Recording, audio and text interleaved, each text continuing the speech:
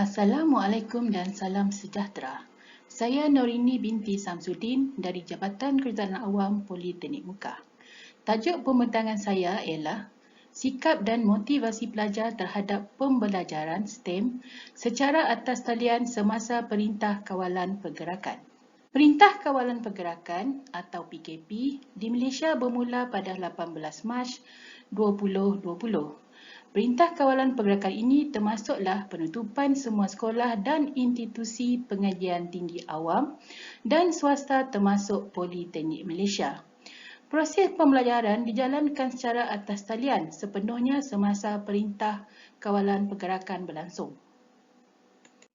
Politeknik Kuching Sarawak dan Politeknik Muka merupakan institusi pendidikan teknikal dan latihan vokasional di Sarawak yang menyumbang kepada modal insan berkemahiran sederhana dan pasaran kerja secara profesional. Cabaran utama semasa penularan wabak COVID-19 ialah sistem PDPI yang dijalankan sepenuhnya atas talian. Pelajaran secara atas talian semasa PKP menjadi kejutan berdaya kepada para pelajar, terutama bagi pelajar luar bandar.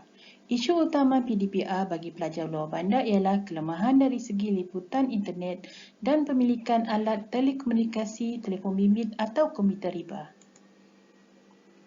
Isu ini dikuteri boleh menyebabkan kurangnya tumpuan pelajar untuk belajar sekaligus menyebabkan penurunan motivasi pelajar.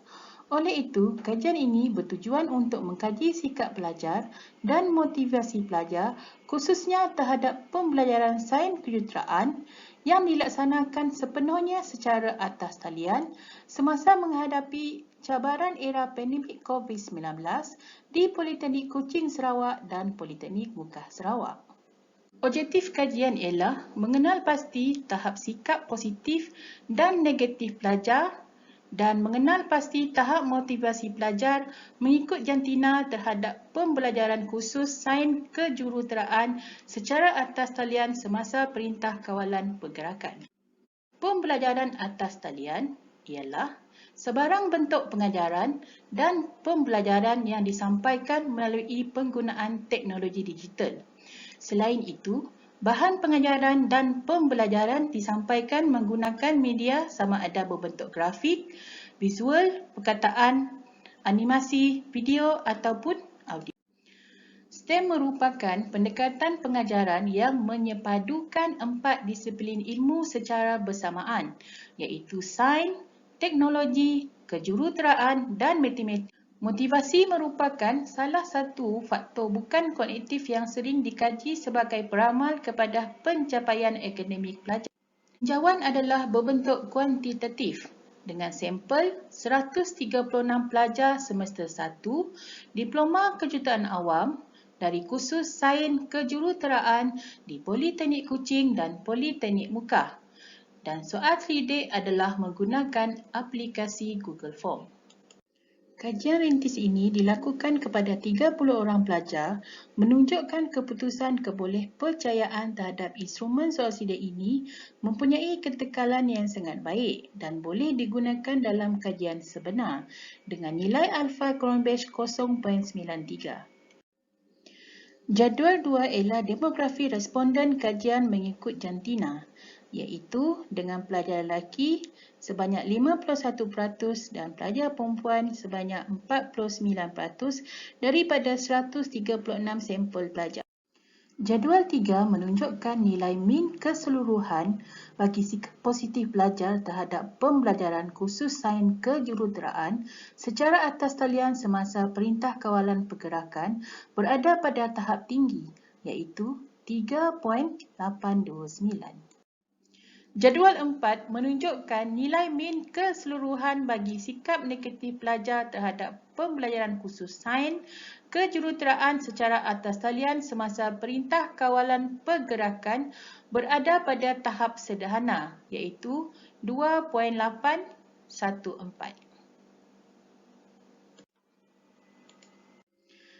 Jadual 5 ialah hasil dapatan bagi mengenal pasti tahap motivasi pelajar mengikut jantina terhadap pembelajaran khusus sains kejuruteraan secara atas talian semasa Perintah Kawalan Pergerakan.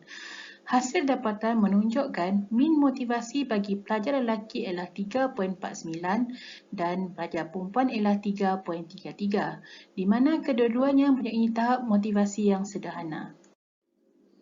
Berdasarkan kajian dan data yang diperolehi, dapat dikatakan bahawa sikap positif pelajar masih di tahap tinggi adalah baik kerana pelajar masih kuat berusaha untuk mengikut pembelajaran sains kejuruteraan secara atas talian walaupun berada dalam perintah kawalan pergerakan. Namun begitu, tahap motivasi pelajar terhadap kursus sains kejuruteraan masih lagi pada tahap sederhana. Beberapa cadangan telah dikemukakan oleh responden, iaitu yang pertama, memberi bantuan atau allowance kepada pelajar untuk membiayai jaringan internet. Yang kedua, memberi pertimbangan dan perhatian terhadap kesukaran pelajar, terutama penghantaran kerja khusus secara atas talian, atau mengadakan lebih banyak kempen dan program yang berkaitan sains kejuruteraan untuk menarik minat para pelajar.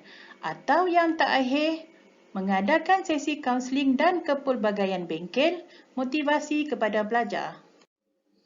Sistem pendidikan di era pandemik COVID-19 telah mengubah cara pembelajaran secara atas talian. Semua pelajar perlu berusaha mengekalkan sikap dan motivasi positif bagi menghadapi norma baru dalam sistem pembelajaran. Ini kerana sikap dan motivasi memainkan peranan penting dalam mempengaruhi tahap pencapaian akademik pelajar. Dapatan kajian ini boleh dijadikan sebagai panduan bagi menambah baik sikap dan motivasi pelajar agar dapat ditingkatkan terutama semasa menghadapi cabaran pembelajaran atas talian semasa perintah kawalan pergerakan.